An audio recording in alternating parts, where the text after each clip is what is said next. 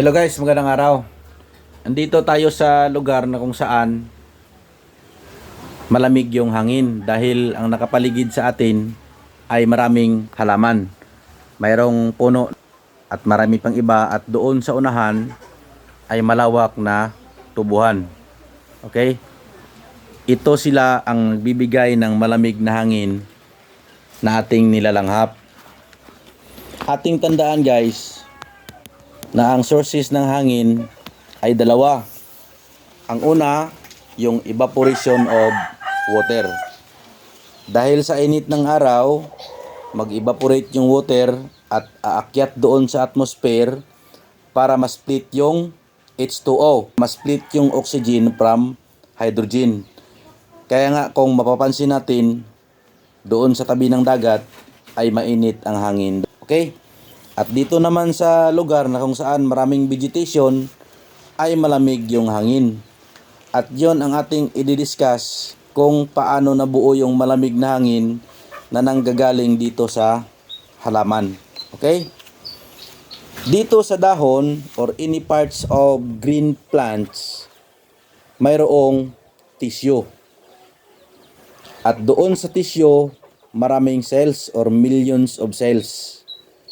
At doon sa cell, maraming organelle. At isa sa organelle na pupuntahan natin ay yung tinatawag na chloroplast. Yung chloroplast ay may chlorophyll. Yon ang nagbibigay ng green na color sa ating halaman.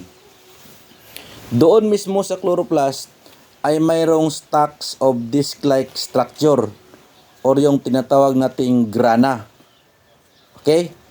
Bawat granum or grana ay mayroong thylakoid membrane. Sa thylakoid membrane, doon nangyayari yung photosynthesis. Okay? Ganito ang proseso. Pag strike ng sikat ng araw dito sa dahon, mag-i-induce ng energy yung halaman. At yung sikat ng araw, yan ang magdidikta sa halaman para mag-absorb ng tubig. Pag-absorb ng tubig, dadaan sa ugat, i-transport sa pamamagitan ng xylem at papunta na doon sa thylakoid membrane. Pagdating doon sa thylakoid membrane, mayroong isang element na kailangan ng tanim para mag-facilitate sa photolysis of water or the breaking down of water. Ma-break yung hydrogen from oxygen. At ang element na yon ay walang iba kundi yung manganese. Okay? Because of manganese and because of sunlight, mayroong photolysis of water, ma-break yung molecules of water, mag-separate yung oxygen mula doon sa hydrogen, at yung oxygen, yon ang binubuga ng halaman natin.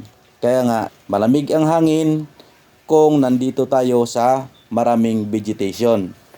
So ang gawin natin guys, always nating ugaliin na magdilig ng ating mga halaman.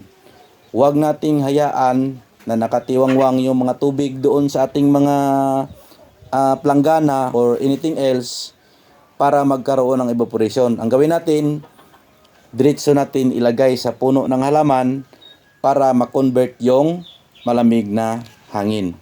Yun lang guys, maraming salamat. Magandang araw.